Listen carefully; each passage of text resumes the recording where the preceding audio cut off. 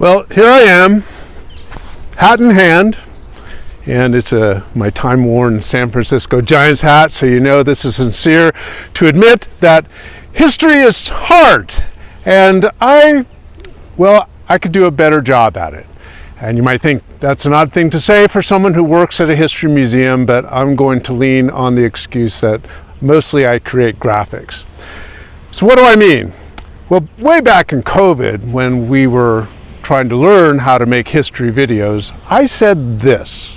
Somewhere around here, 152 years ago, the Cincinnati Red Stockings baseball club played a game against a cobbled together group of locals. Then in spring, we made a video about the half dozen baseball parks in Sacramento's history, and by the 1880s, I did not repeat that story for the second video because I had done some research which told me that the Cincinnati Red Stockings did not play against a team in Sacramento.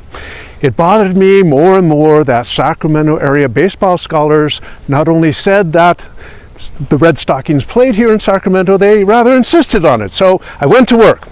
I didn't have to work that hard, because all I had to do was see the many ads in the Sacramento Daily Union newspaper that indicated that on Tuesday afternoon, October 5th, 1869, the Sacramento team played the Cincinnati Red Stockings. The team from here was called the California Picked Nine, or the San Francisco Picked Nine, comprising 5 players from San Francisco teams and 4 from Sacramento teams.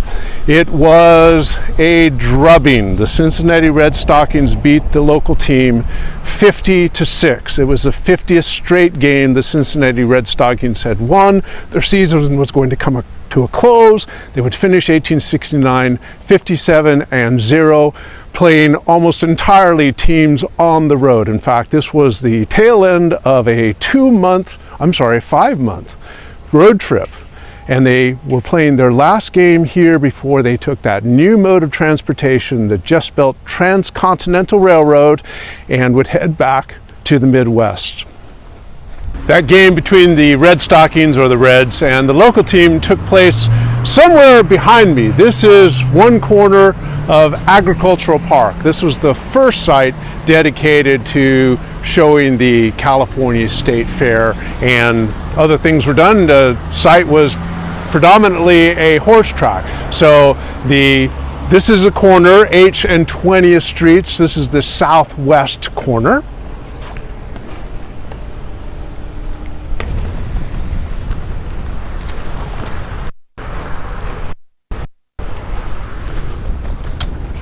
This is the southeast corner at 8th and 23rd Streets. This long rectangle is now known as Boulevard Park. It's notable for its long, grassy, tree-lined medians. It's got California sycamore and palm trees. It's a very shady place. I'm going to recommend to the museum that we shoot all of our videos in the summer right in this district, no matter the subject. All right, now we're going to the northeast corner.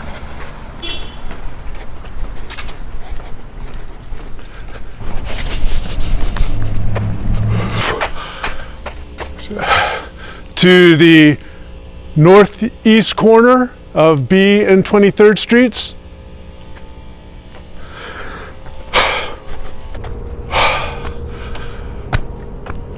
To the northwest corner of B and 20th Streets.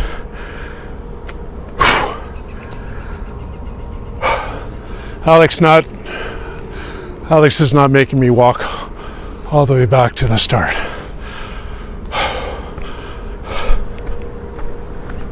So why am I telling you all this now? To correct an error which I didn't even actually make. Next opening day, next spring, 2026, the museum is planning an exhibit about Sacramento baseball. It will be hyper-local. It will not only talk about that game and the half dozen big ballparks that the city had over history, but small teams, youth baseball, all the stories that we don't even know about, great players who came from Sacramento who played in the major leagues. Baseball is one never-ending story. It just goes on and on. Winning's nice, but we realize it's the story that's handed down from generation to generation. Good stuff, but a lot of people, fondest memories, I know in my case, are bad stuff that happened in baseball. You have memories. Maybe you went to Solon's games, or your grandparents went to Solon's games. Maybe you went to the era of the Solons when they tried to fit a baseball field into a football field at Sac City College.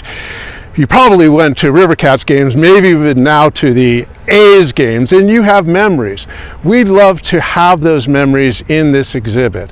If you have photos that we can make copies of, we'd love those. Maybe you have memorabilia. If you have memorabilia that you could lend to us, we'll take good care of it for the duration of the exhibit. You can send information to me. I'm Shawn.